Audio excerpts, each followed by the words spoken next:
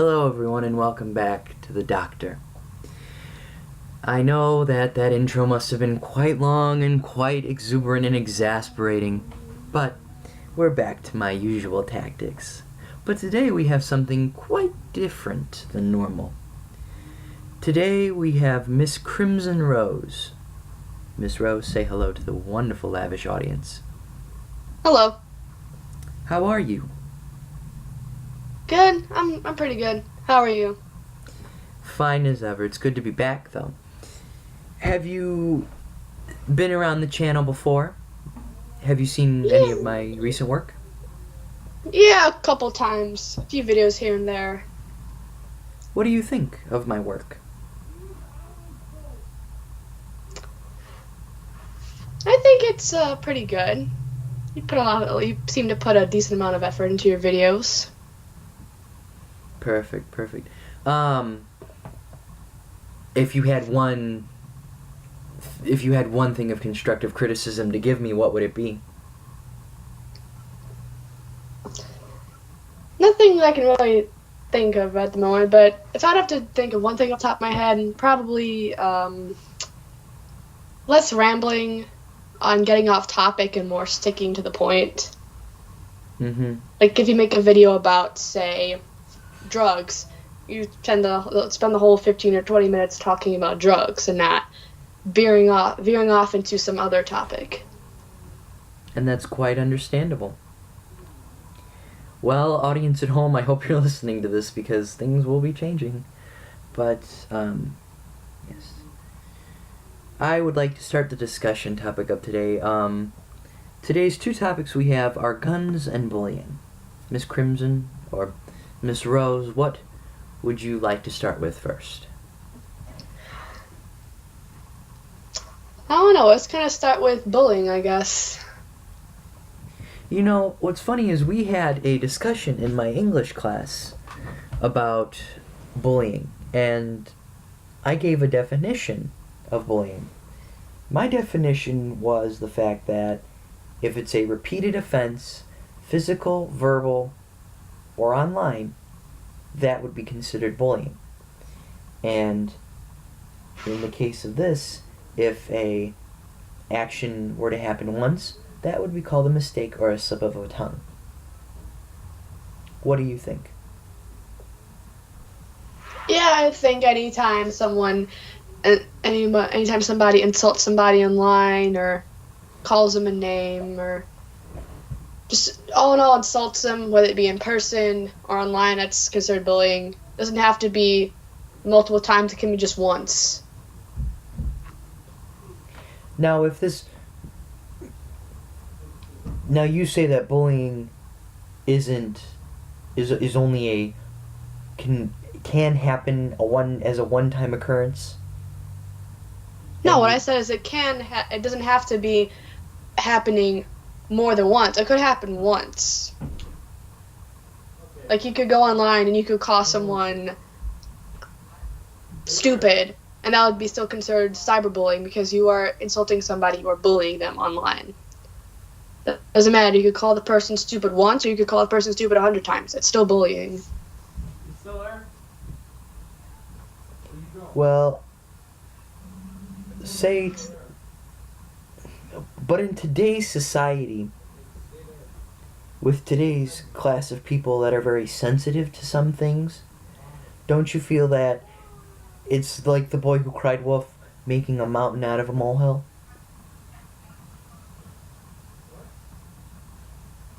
It would have to depend on the situation, honestly, because... Well, let me give you a case. Let me give you an instance let me give you a situation, for instance. Say there were two people, and Okay. one person said something to the other person, and this person who said the comment was being jokey and being funny and not really meaning it.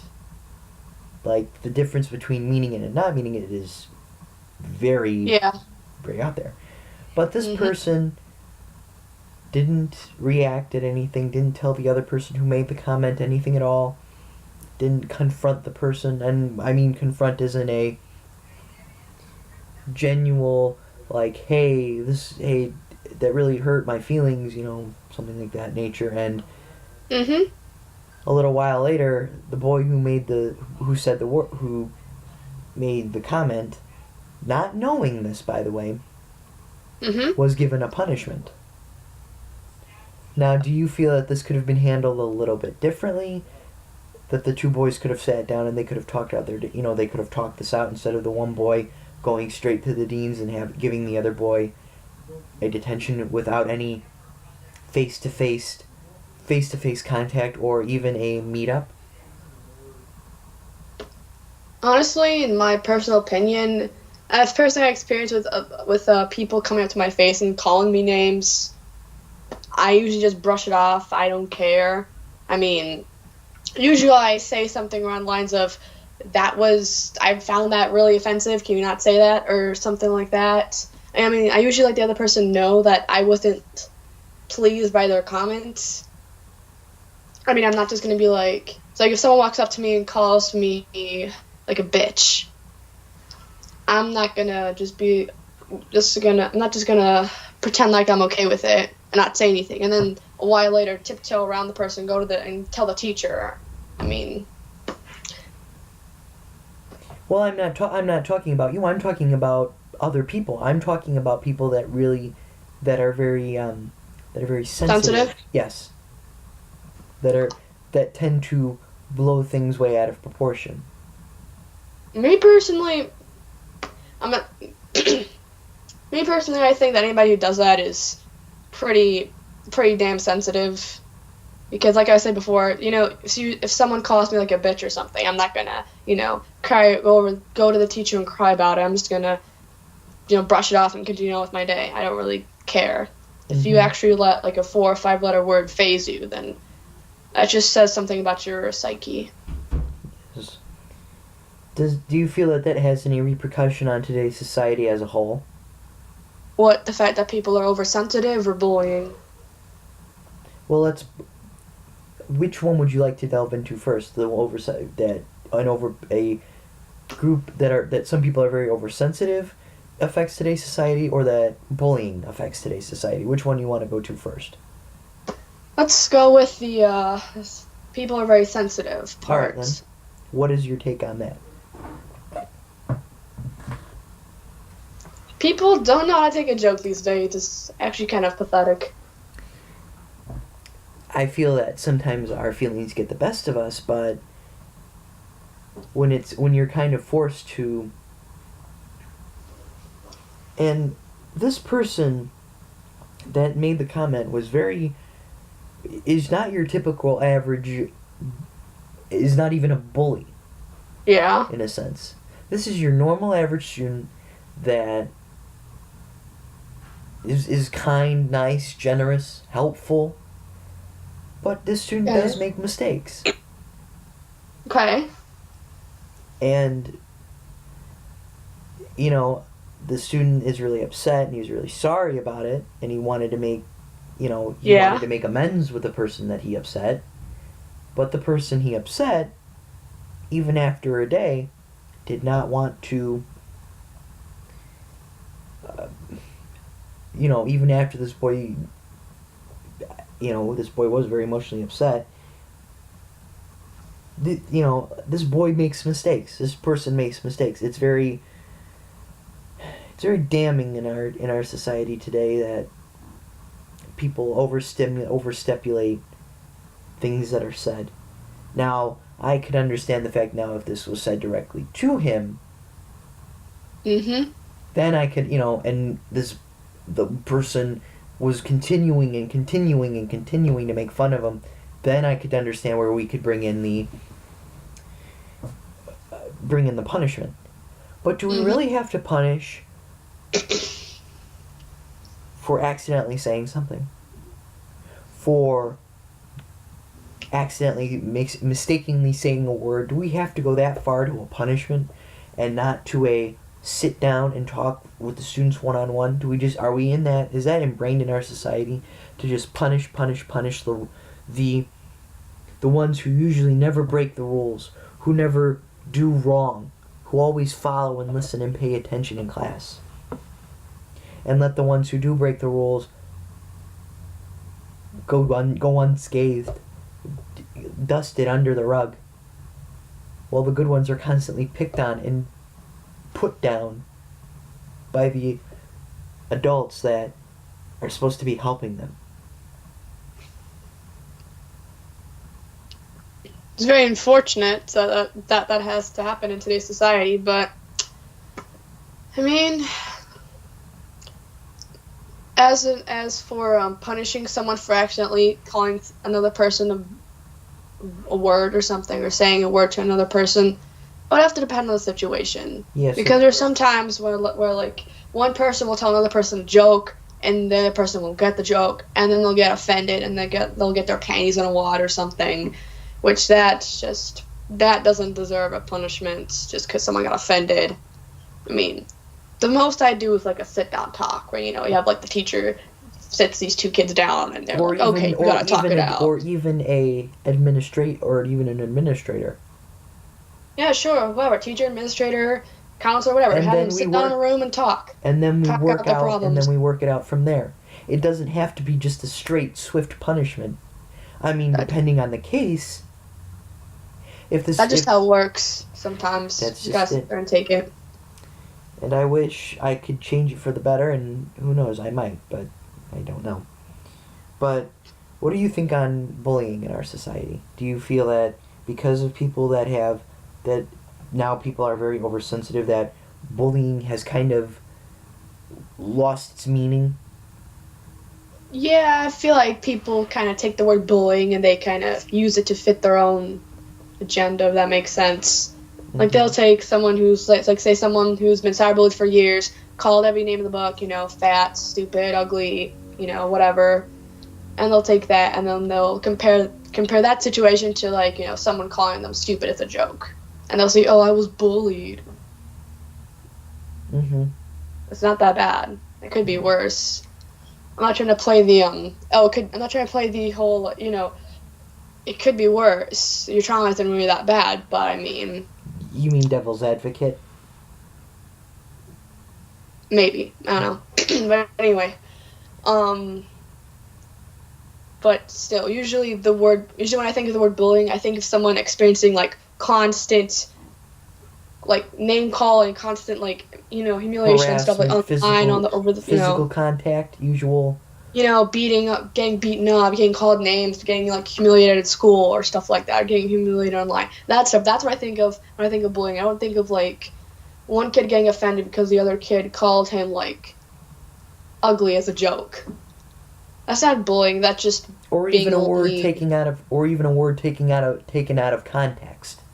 Or one word that, like a word that has many different definitions. Yeah, those are really hard because when you say those words, you kind of sort of have to expect some people to, like, not get the message, or even take the message out of context, or even think of it as something completely different. Yeah, it's kind of like a double-edged sword. We as a society now have to watch what we say. Indeed, that is a fact.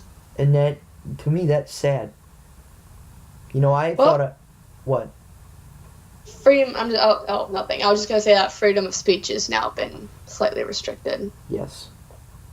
It's getting more and more restricted because people don't know how to handle the truth sometimes. No, they don't. And it's sad. And I wish that people were brave. I wish that people weren't stupid enough to see. People were smarter, not stupid, but smarter to see what the hell's going on in today's society. But I guess it just takes crazy people to make the truth known, right? No, it's not nice. I wouldn't necessarily call those people crazy. I would just call them people who are just blunt. No. I mean, the ones who I'm saying are crazy are the ones that are trying to change the world for the better. They just might not do it in the same way as you or I. Well, others call them crazy. I call them motivated. They have a cause and they're working to change something. That's pretty. Takes a lot of motivation and determination. My book. Mm-hmm.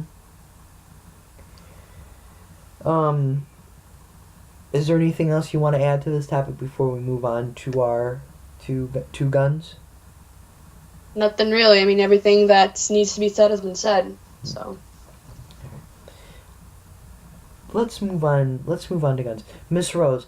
In your opinion, what is your stance on everything, anything and everything on guns? Me personally,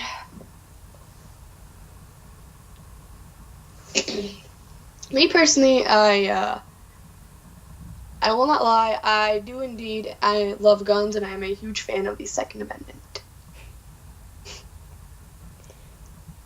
I believe that it is every American citizen's rights to be able to defend their own homes, and also to hunt stuff.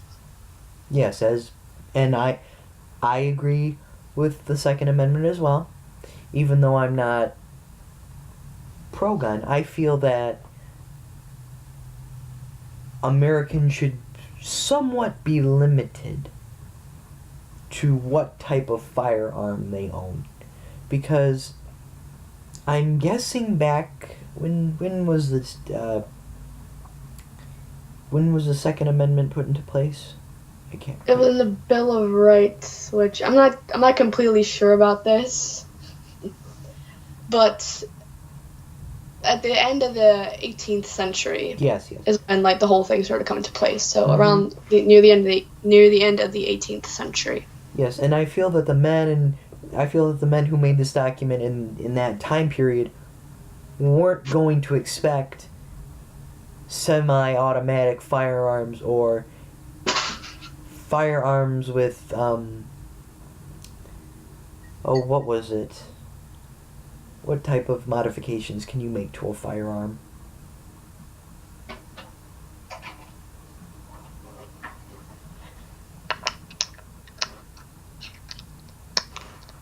Miss Rose, is everything okay? Yeah, everything's fine. My question was, what type of modifications can you make to a firearm? I'm trying to think. I'm pretty sure I heard about like someone cutting the barrel off of a shotgun and like shaving it down for some reason. No, I mean to like from like a semi-automatic modification. Oh. You could add like a grip so you can better hold the gun. I know that for a fact actually exists. Well, the firearms. Back then, when the men were creating the Second Amendment, I don't think there would be firearms like AK-47s, rocket launchers, or these very fast-firing guns. You tend to think of that time, 18th century, you think more of shotguns and handguns that fire only a few bullets. Maybe rifles. Rifles. Yeah. Yeah, like the ones you have to, like the ones with the ball, you have to take the ball, put it in the barrel, pat down the gunpowder. Yeah, the add more gunpowder, pat, types of firearms like those. Now, here's my stance on it. I feel that Americans do have the right to own a firearm. It's just that there needs to be specific. It needs to be more. It needs to be more specified what types of firearms Americans can and can't own. To me, the firearms that I think Americans should be allowed to own are handguns and shotguns and rifles. And then the ones for hunting, a sniper rifle, not a sniper rifle, but like the one with the barrel that hunters use for hunting. I'm 99% sure what you're talking about is a shotgun. No, not a shotgun. A rifle, I think it is. Yeah. A huntsman rifle? Rifle, shotgun. Rifle, shotgun, handgun. Something like that. Close enough. And shotgun, rifle, shotgun, handgun. Those are the only weapons that should be allowed to be permitted to Americans. not AK-47s or MK-16s or these crazy modded guns that can be used with something called a bump stock. And I do not mean to take this into a political thing, but I was watching television and an ad came up for J.B. Pritzker, and he said that he was saying something about removing bump stocks. Now that is something I agree with, because why do we need these overpowered weapons if a simple handgun can defend you? Now, I'm not saying every American should have a gun. It needs to go through a rigorous background check. Yeah, such a thing exists already. The regular background check we have today for getting the proper license and stuff for getting a gun is pretty rigorous. Well, what about Florida? Not Florida, the Las Vegas shooting. Yeah, what about it? But what do you have to say in that defense? Honestly, can't really say anything because I never really looked into the issue, so I would just be going in. But you said I would just be saying. But you said that the background checks on these people who buy firearms are very rigorous. They are rigorous, like I said, but they're not perfect. Every system's bound to fail a few times. I mean, I'm not sure whether the guy actually bought the gun himself, whether he stole it from somebody else, whether, or whatever. Does that mean when a system's bound to fail, we need to pay for it in lives? There's a system in place, there's bound to be a few failures. But so far, the system we have is pretty good. Like a 90%? Would you put it in a 90%? Maybe not 90%, maybe like 80-85%. I mean, there's obviously some people, like you said, like the Las Vegas shooter, like the shooter down in Florida. Those are like proof that the system isn't completely perfect. I didn't mean to use the Florida shooting as an example, because that was a different case. That was actually I think that was a student. Yeah, it was a former student. Yes. Now that was a completely different case, and I'd like to, before we run out of time here, I'd like to say, and also to the fact that if Americans do own,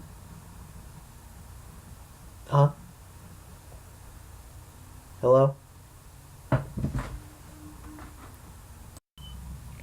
But as I was making the point, Americans who do own firearms, they need to keep those firearms in a secure place where little hands can't get to them. Yeah. Am I right? Yeah. Mm-hmm. But, Miss Rose, is there anything else you have to say to the issue? Or anything else to the audience out there?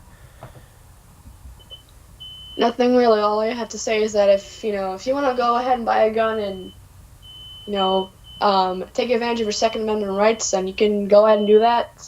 It's America, after all, land of the free. But honestly, if I would ever be interested in buying a firearm, I would make sure that I would, take obviously get all the proper licensing and stuff, make sure everything's legit, and I would most certainly buy a safe for my weapon, so that way it won't get into the wrong hands. Of course. Especially if I would have little kids, because I don't want them, getting to my gun and trying to play, trying to have a little shoot-off or something with it. But you would teach your children on proper gun safety. Oh yeah, of course I would. I'd tell them, I'd give them a little spiel, this is a gun safe, don't try and open it, this is where mommy keeps her gun, stuff like that, Teach kids not to be fearful of guns, but to see them as more of a useful tool than a weapon. Perfect. That's about it, ladies and gentlemen. Miss Rose, is there anything else you'd like to add before we leave? No, there's nothing really I'd like to add. I think I've said everything that needs to be said. Well, Miss Rose, thank you for being on the show. Thank you for having me. You're welcome. Well, ladies and gentlemen, we've discussed 2 major topics today, and I hope you enjoyed them. Auf Wiedersehen, and I hope you've enjoyed this show. Goodbye.